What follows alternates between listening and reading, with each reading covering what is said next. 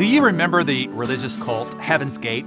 Those are those crazy folks who believed that a spaceship was traveling in the wake of the Hale-Bopp comet that would be passing by Earth to pick them up in order to ascend to the next level, to some higher being. On January 30th, 1997, the cult's leader, Marshall Applewhite, and a disciple named John Craig went down to the Oceanside Photo and Telescope store and bought a $3,645 computerized telescope so that they could see the flying saucer behind the Hale-Bopp comet. A week later, they went back to the store demanding a refund.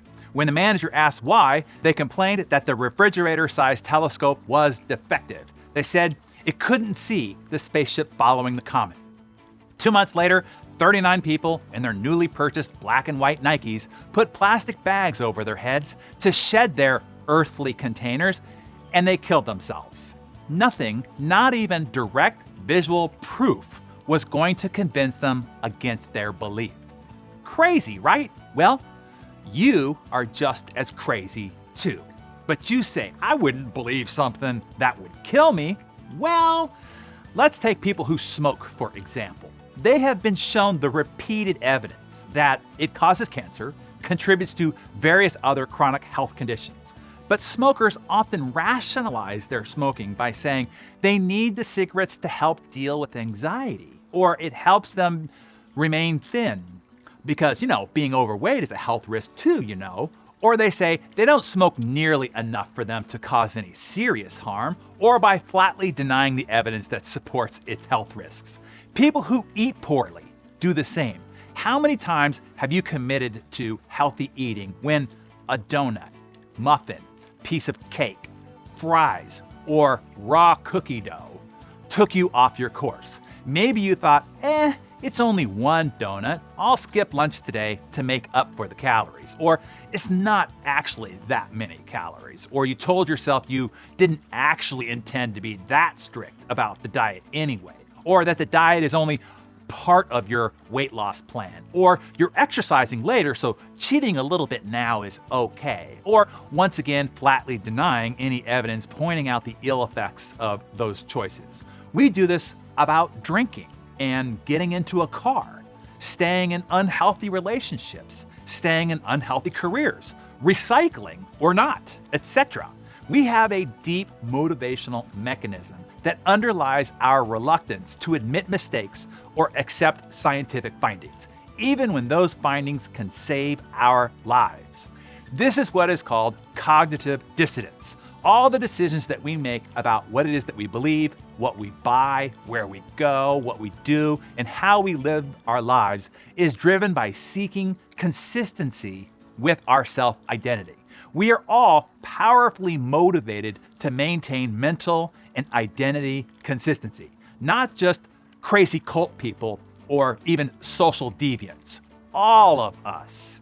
And we are all terrorized by anything that clashes with closely held ideas and beliefs. We will do whatever mental gymnastics are necessary to reject, debunk, or simply avoid any new information that would threaten your pre-existing convictions or your new desires. By the way, the formation of the idea of cognitive dissonance arose when social psychologist Leon Festinger infiltrated a doomsday cult, UFO religion, the Seekers they were called, to observe them in the 1950s. When their prophesized apocalypse failed to be realized, committed followers adopted an array of bizarre coping mechanisms. To deal with their disconfirmed expectancy and prophecy, most of the heavily invested members reinterpreted the evidence that the world didn't end as proof that they were right all along. The world was going to be destroyed, but it was spared because their faith and prayers saved it. In other words, instead of dealing with the discomfort of having been wrong-headed the whole dang time, they just adjusted their belief to be consistent with the evidence. Crazy, right? That is what I'm teaching you here this morning. We all do that. Any existing belief that you have, this religion is good, that one is bad. The leftist libtards are bad. The fascist radical right are bad. Trump is the devil incarnate. Trump is the God-appointed savior of America.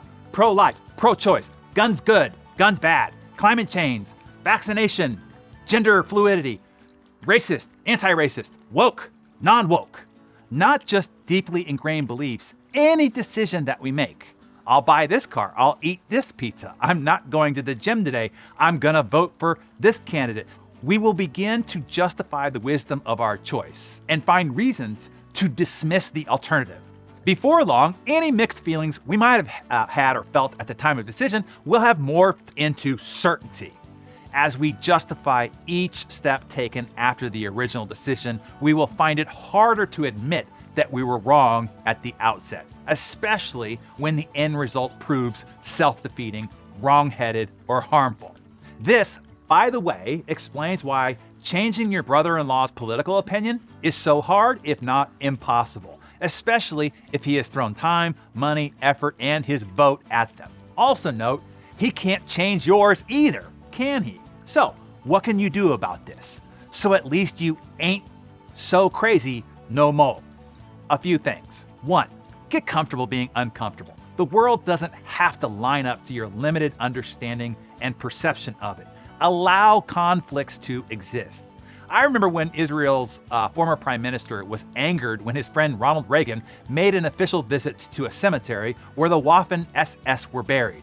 When asked how he felt about Reagan's decision to go there, he could have responded to his dissidents in one of two common ways. Either 1, throw out the friendship, or 2, minimize the seriousness of the friend's action.